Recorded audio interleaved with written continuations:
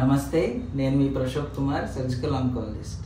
పెట్ scan గురించి ఇప్పుడు తెలుసుకుందాం. మనం చాలామంది పెట్ స్కాన్ అంటే బాడీలో ఉన్న ఏ క్యాన్సర్ అయినా కనిపెట్టేయచ్చు అని చాలామంది అడుగుతూ ఉంటారు. అంటే పెట్ స్కానింగ్ నిజంగానే అందరికీ చేయించాలా వద్దా అనే దాని మీద ఈరోజు నేను చెప్తాను. పెట్ స్కానింగ్ అనేది మనం కేవలం క్యాన్సర్ ఉన్న పేషెంట్స్కే చేయిస్తాం. జనరల్ పాపులేషన్లో కానీ లేకపోతే నార్మల్గా ఉన్న పేషెంట్స్కి ఎప్పుడూ మనం పెట్ స్కాన్ చేయించాం.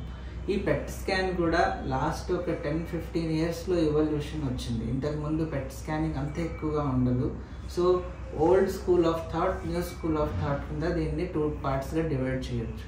ఓల్డ్ స్కూల్ ఆఫ్ థాట్లో ఏంటంటే పెట్ స్కానింగ్ అంటే కొన్ని క్యాన్సరే ఈ పెట్ స్కానింగ్ని తీసుకోగలుగుతుంది, అదే మనకి ఇన్ఫర్మేషన్ బయటకి ఇస్తుంది.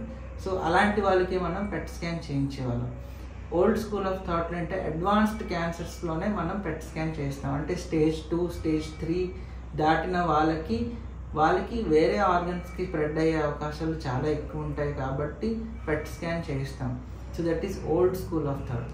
న్యూ స్కూల్ ఆఫ్ థాట్, ఇప్పుడు కొత్త స్కూల్ ఆఫ్ థాట్ ఏంటంటే స్టేజ్తో సంబంధం లేకుండా ట్యూమర్ బయాలజీ అంటే ఎంత భయంకరంగా ట్యూమర్ దాని ఒక బిహేవియర్ ఉంటుందో దాన్ని బట్టి ఇప్పుడు మనం పెట్ స్కానింగ్ని ప్రిస్క్రైబ్ చేస్తున్నాం. దానికి ఉదాహరణ ఏంటంటే ఇప్పుడు బ్రెస్ట్ క్యాన్సర్లో మనకి ట్రిపుల్ నెగటివ్ అనే ఒక టైప్ ఆఫ్ క్యాన్సర్ ఉంటుంది. ఇది చాలా భయంకరమైంది. అంటే వాళ్ళు స్టేజ్ 1లో ఉన్నా కానీ వాళ్ళకి దూరం స్ప్రెడ్ అయ్యే ఛాన్సెస్ చాలా ఎక్కువ ఉంటుంది. సో ఇలాంటి బ్యాడ్ ట్యూమర్ బయాలజీ ఉన్న వాళ్ళకి మనం ఖచ్చితంగా పెట్ స్కాన్ చేయిస్తాం. అలాగే గుడ్ బయాలజీ ఉన్న వాళ్ళకి పెట్ స్కానింగ్ చేయడం వల్ల యూజ్ ఉందా అంటే ఎర్లీ స్టేజ్లో యూజ్ లేదు.